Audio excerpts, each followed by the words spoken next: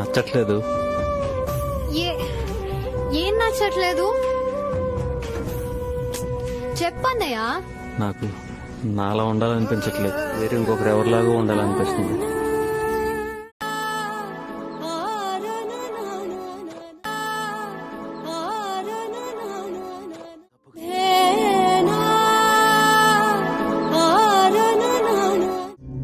ఏ మనిషి అయినా స్వేచ్ఛ లేకుండా హ్యాపీగా ఎలా ఉంటాడు?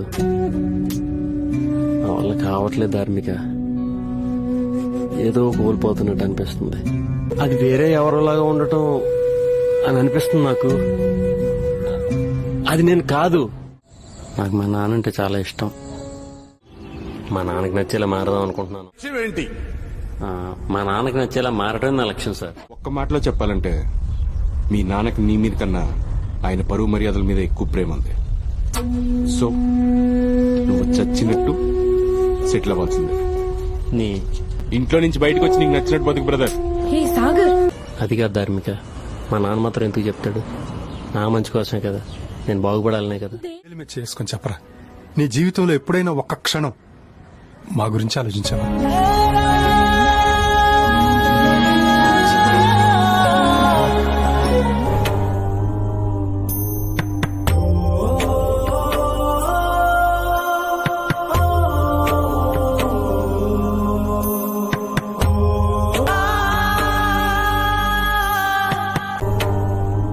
వారికంటే నా పరువు ప్రతిష్టలే ముఖ్యం. నాకు వారికంటే నా పరువు ప్రతిష్టలే ముఖ్యం. ఎస్, నా పరువే నాకు ముఖ్యం. మీ నాన్నకి నీ మీద కన్నా ఆయన పరువు మర్యాదల మీదే ఎక్కువ ప్రేమ ఉంది. ఫలానా దేవి ప్రసాద్ కొడుకు బట్టల షాప్ లో పనిచేస్తున్నాడంటే మీ నాన్నకి సిగ్గుగా ఉంటుంది. మీరు సిగ్గుపట్టడానికి నేను దొంగతనాలు, జేబులు కత్తిరించడాలు చేయట్లేదు నాన్న. ఆనందం డబ్బు సంపాదించడంలో లేదు నాన్న, మనకు నచ్చిన పని చేయడంలో ఉంది.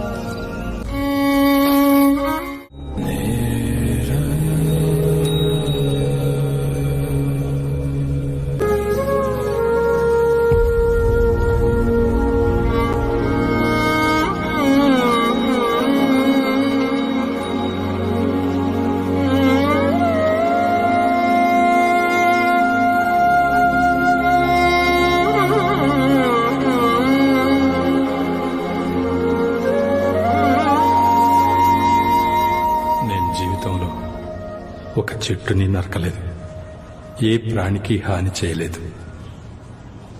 నేను చేసిందల్లా నిన్ను తప్పుగా అర్థం చేసుకోవడమే.